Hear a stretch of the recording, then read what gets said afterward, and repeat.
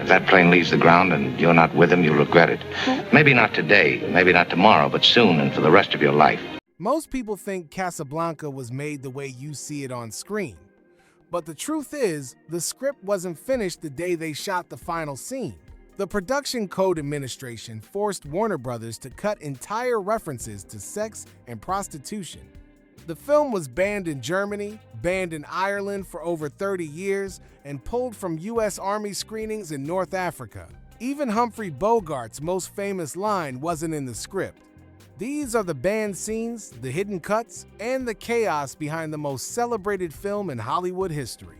When filming began on the 25th of May 1942, the script for Casablanca was not finished. It would never truly be finished. 3 writers were working on it simultaneously: the Epstein brothers, Julius and Philip, who had walked off the project for a month to work in Washington, and Howard Koch, who was reassigned when they left. When the Epsteins returned, Koch's pages were largely discarded. A 4th writer, Casey Robinson, was brought in uncredited to add 3 weeks of rewrites, including the cafe meetings between Rick and Ilsa. The 3 teams never worked in the same room. Pages were rewritten daily, sometimes during filming. Director Michael Curtiz wanted the romance. Koch wanted the politics. The Epsteins wanted both. The result was a script being assembled in real time on a soundstage, with actors receiving new pages the morning of their scene. I'm getting closer every minute. Here, drink up. We'll never finish the other 3. On the 19th of May, 1942, Joseph Breen of the Production Code Administration sent a memo to Jack Warner outlining what had to be removed from Casablanca. The most explicit demands were these. Every direct reference to sex had to be deleted. The implication that Captain Renault was extorting sexual favors from women in exchange for exit visas gone. The fact that Rick and Ilsa had been lovers in Paris before the war reduced to a single dissolve. Even a piece of dialogue had to be changed. When Sam plays as time goes by against Rick's standing order, the original line was, "What the hell are you playing?" Breen objected to the implied profanity. The line became, "Sam, I thought I told you never to play." The censorship didn't stop there. Renault's death scene was rewritten because Breen insisted the Nazi officer Strasser had to die in a less morally ambiguous way. Until the final days of filming, the ending of Casablanca did not exist. The pages were being written, rewritten, and delivered to set during shooting. Producer Hal Wallace sent a telegram to editor Owen Marks on the 7th of August 1942, proposing 2 possible final lines of dialogue for Rick. Just the fact that you had your teeth straightened. But be serious, darling. You are in danger and you must leave Paris. No. We must leave. Yes, of course, we. One was, "Louis, I might have known you'd mix your patriotism with a little larceny." The other was, "Louis, I think this is the beginning of a beautiful friendship." Wallace took 2 weeks to decide. The second line was chosen, and Humphrey Bogart was called back to the studio a month after filming had wrapped to dub it in post-production.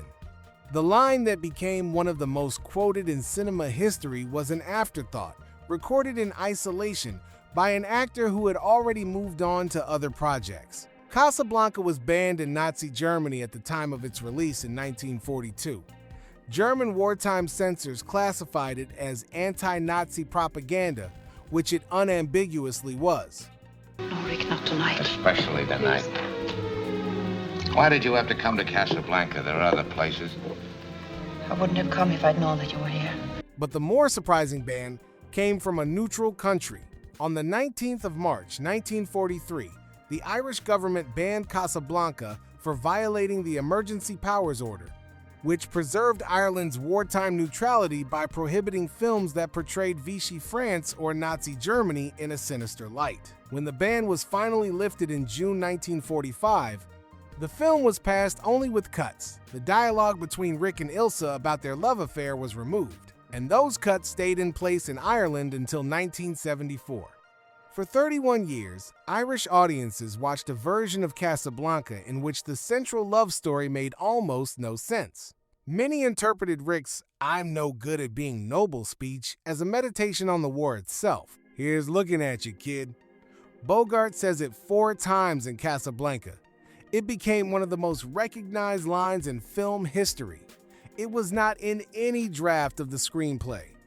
According to multiple production accounts, the line came from Bogart himself during downtime on set. Between takes, Ingrid Bergman was being taught to play poker by her English coach and her hairdresser.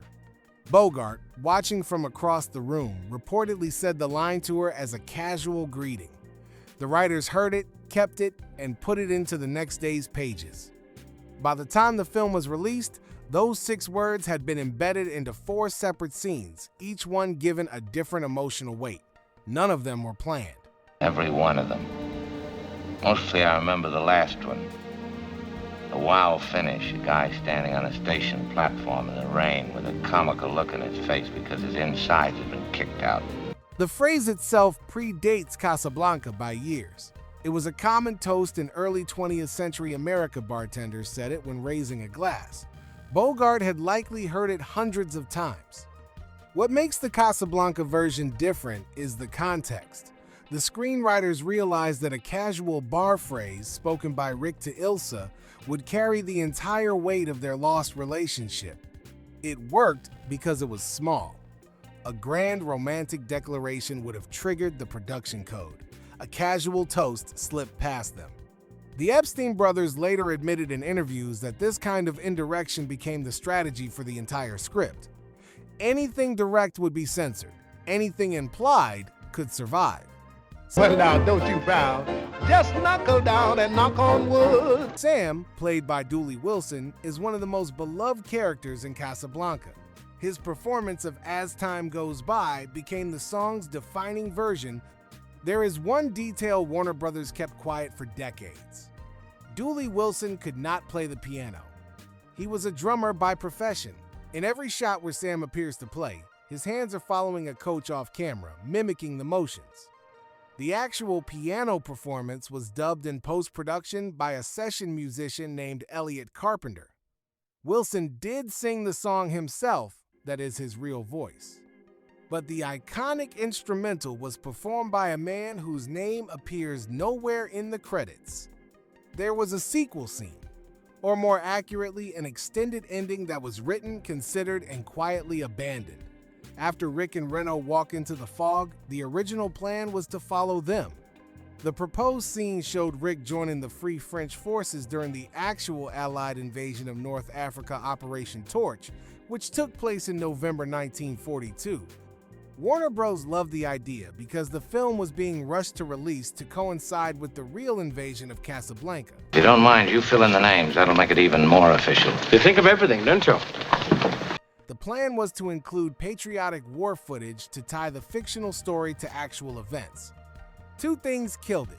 First, Claude Rains, who played Renault, was no longer available. He was booked on another production. Second, producer David O.